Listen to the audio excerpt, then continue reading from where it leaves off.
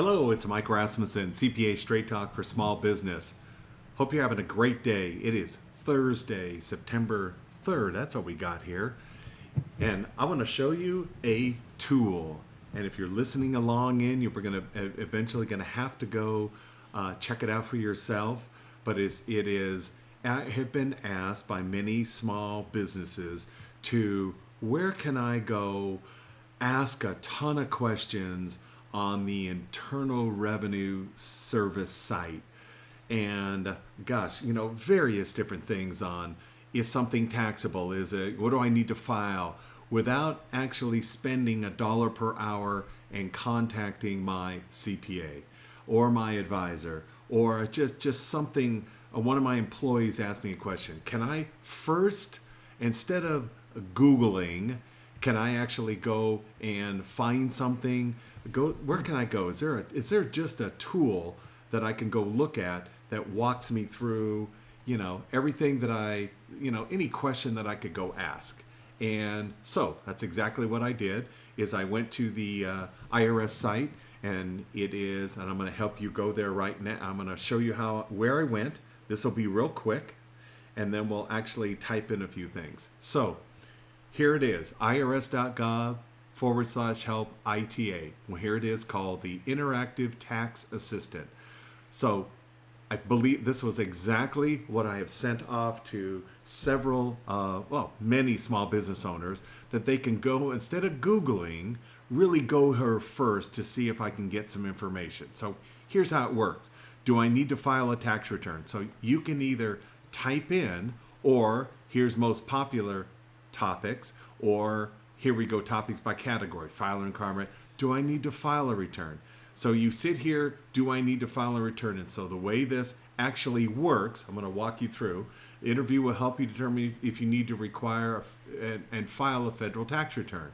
So how all of these sections work, okay, is information you'll need, and of course they'll do, and here it takes about 12 minutes to do. So you would go begin, and it walks you through different questions, okay? So let's go. Do I need to file a return? The following would help you determine 1918 whether you need to file a return. So I'm just going to walk through it real quick. Select one. I'm just going to say I want to know 19, okay? So you can see how this is working. Then it says, what was your marital status on the last day? Well, I know that I was single, unmarried. So I'm going to continue, and I'm going to go, if you're not sure I don't know, I'll help you figure it out. So I'm going to go single. I'm going to keep going for 19. Did I receive any Social Security benefits? No, I did not. That is important, because you'd be filing different if you were receiving benefits from for example, a dependent. This does not include. So I'm going to say no, I did not receive any railroad retirement. That's Social Security.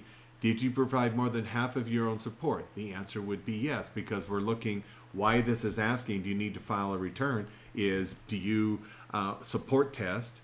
And I'm going to go in here and just say this is for, and I'm going to say March 4th of, and let's just say that I'm 22,000, okay?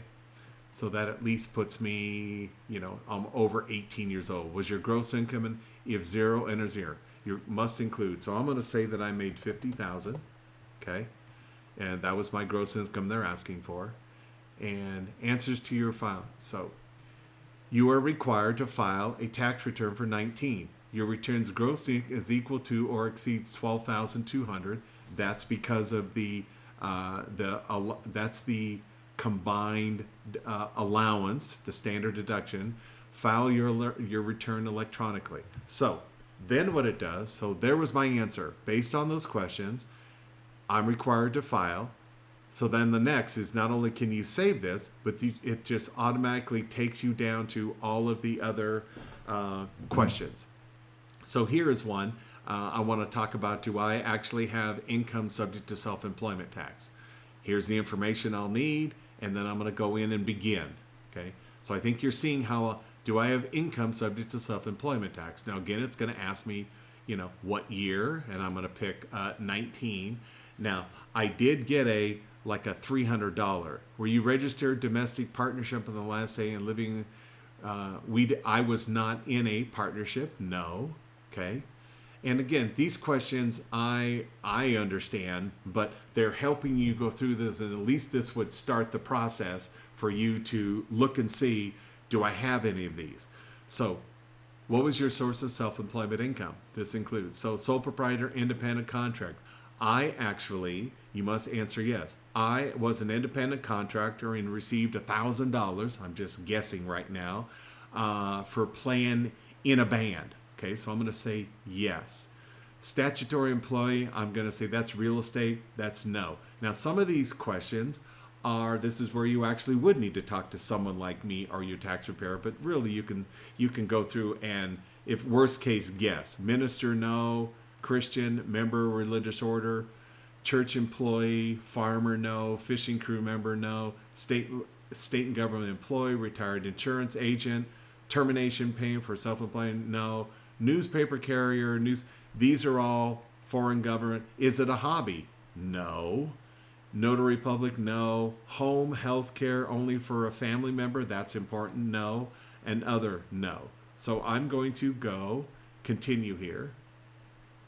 What was my net profits? Well, I actually did not have any expenses associated with that $1,000 of playing in the band.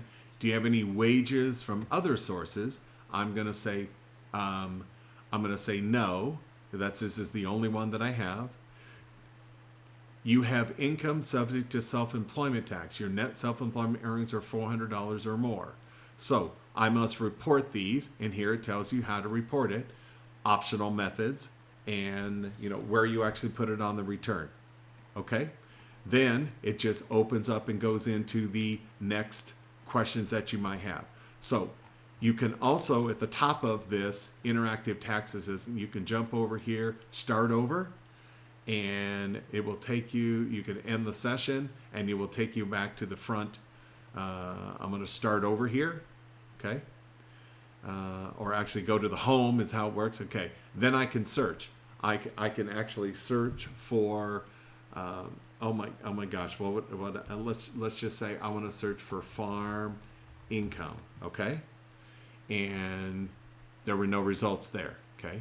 So I want to, let's do this, unemployment income, okay? Found too much. Can I claim an exemption from withholding? And let's go into the Interactive Tax Assistant. And what I want to do is search. I want to go unemployment income, okay? And search in here. And now I'm back. Basically, here's where unemployment income showed up. Okay, so I'm just going to go back to the Interactive Tax Assistant. So what I encourage you to do is to, here it is, filing requirements, dependents, exemptions, okay? Here's your Social Security, any distributions from, here it is a Roth or a traditional, other income, deductions, itemized credits. Do I qualify any credits? There's international additional topics. This is a great little tool to start the conversation of, do I, what it says, a tool provides answers to a number of tax law questions. It can determine if a type of income is taxable, if you're eligible to claim certain credits, and you can deduct expenses on your tax return. So it is pretty general, but at least it's a great little tool that you could use to, when you see and you're surfing around the internet and you actually find, so you hear of something, I would run to this IRS.gov help interactive tax assistant search and start poking around. And when it comes up, if there's not something in the tool right there, it would actually give you, like I showed you when we typed in unemployment income, other places to go on the site. So it's not to go chase a rabbit down a hole. It is something that you could do, that you could do if you hear something out there or someone talks about, is this taxable? Do I need to file? You could either send your employees here, which is what a lot of small business owners will go to this site and do some investigation. My whole goal is to really help you learn how to fish. And so I'm going to partially teach you how to fish. Now, if you want me to do it for you, that's where I actually get paid as a CPA and I can do it for you. But part of this is you need to really, with your advisor, not just me, but with your advisor, you want to meet them halfway and be able to, go do some homework on yourself. Again, this is not about, what I stress is not about relying completely on your advisor to hold your hand, to do it all for you, because then you would never learn and not repeat what you possibly did or repeat the question. So you've got to have the ability to find little tools like this that you can go do a little investigation, and I like to do them on secure sites like irs.gov or sba.gov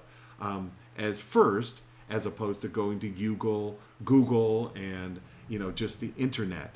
Go to a secure site that a lot of the documentation there is really where you're going to end up or what an advisor is going to provide to you. Okay? Interactive Tax Assistant search tool at irs.gov/help/ITA. Hope that helped you. Mike Rasmussen, CPA Straight Talk for Small Business. Watch this on YouTube. Make sure you subscribe.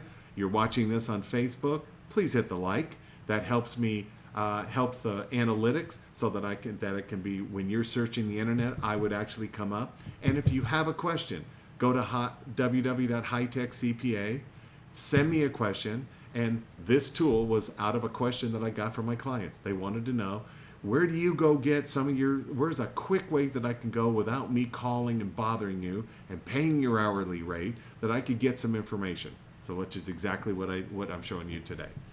Have a great day. And I will see you on Monday. Have a great weekend, and I appreciate you watching.